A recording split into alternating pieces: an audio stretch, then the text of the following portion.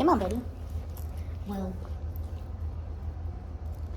All right, come on. Okay, so, I apologize. I thought I made a video for Friday. I think when I synced my phone for the weekend, I think I deleted the video. So we're gonna breeze through this one real quick just so you have it. And then we're getting ready to go on a field trip, so you will get that video as well. All right, so the first week with all my dogs, I usually spend establishing different markers. So a marker is going to be a word that marks a moment in time that I like something that Knox does. What I'm trying to do is create an association between marker and delivery of food. So for him, when he hears this marker, he's going to associate that with delivery of reinforcer.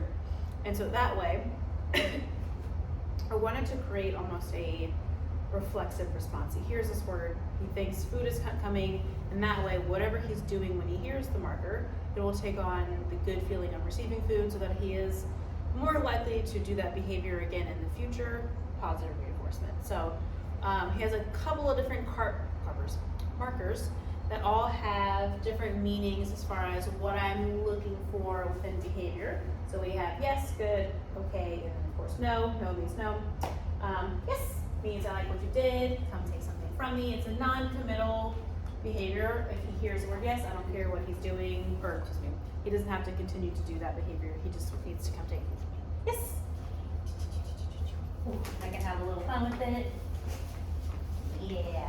I like to add in a little bit of movement and almost create a little bit of good frustration and yes, and receiving that marker, or excuse me, receiving that reinforcement. His brain is falling apart thing.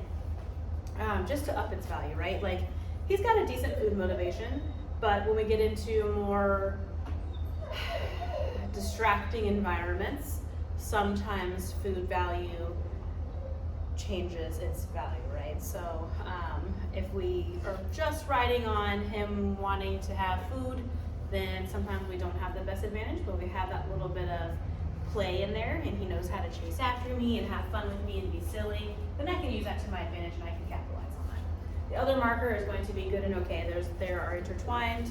Sit, good, is implying I want you to keep doing that. Okay, means that the behavior is over. So I'm using that to build duration. Sit, good. Murphy, you're fine, good. I can keep paying him in behavior. I can add in distractions, good.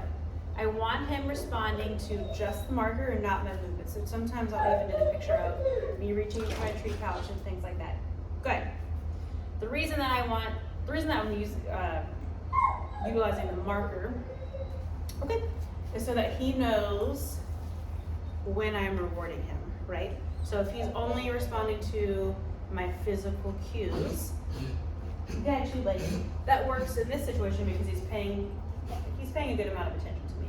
Once we get out and about in the environment and he's looking at other things and he's doing things, and if I want to reward him, if he's not looking at me, I lose that opportunity to reward the behavior that I'm looking to reward.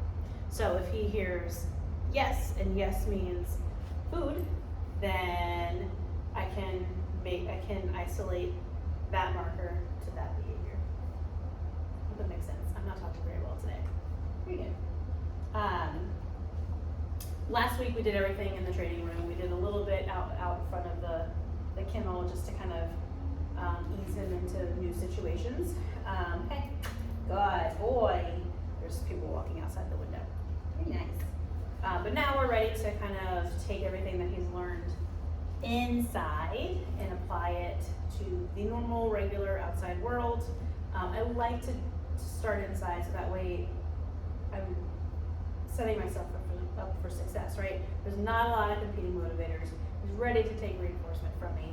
It is of highest value because there's not really other options for rewards within the room. And that's just to build a relationship, and he knows what to expect of me, what I'm asking for, without there being a lot of conflict. So now that we have that, now we can transfer that into different environments.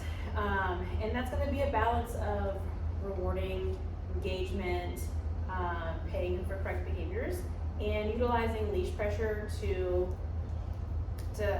create expectations, right? Like I want to start establishing those rules. He knows that leash pressure means yes, to move towards its source. So I use that negative reinforcement to help sit. Good. To help him fulfill a behavior even when he's not necessarily motivated by what I have to offer, right? So if I have all of this food and he doesn't want food, but I need him to, we'll say sit, if I need him to sit and he's conflicted, I want him to know how to do it, right? So like, maybe I don't really need him to sit, but I want him to get in the habit of listening to what I'm asking him. So I'm going to help him physically into a sit so that I can create that successful behavior. So that's just me, again, establishing expectations and boundaries and things like that. Good boy, okay. So again, sit, good. It's just negative reinforcement. I'm applying a little bit of pressure. As soon as he does the behavior, that tension in the leash goes away. Okay. And then I can switch over to a reward. And that's going to build reliability within the behavior. So even, again, I'm kind of going back and forth. Even if he is like, I don't really care about doing that, there's things over here, and I apply pressure to help guide him into behavior, he knows what it is, what it's asking, and how to make it go away through compliance. All right. So, working on place command, we're working on Knox out and out command, giving me space, sit down. We're definitely working on leash walking and things like that. We're gonna go over to Home Depot in a little bit. Just me, so I will get a video over to you of him working out in public. If you have any questions, I know I kind of just breezed through all of this. Do not hesitate to ask. He doesn't need any food. I haven't really used a lot of the wet food. The first day I gave him hot dogs and notes and I was using hot dogs, I forgot.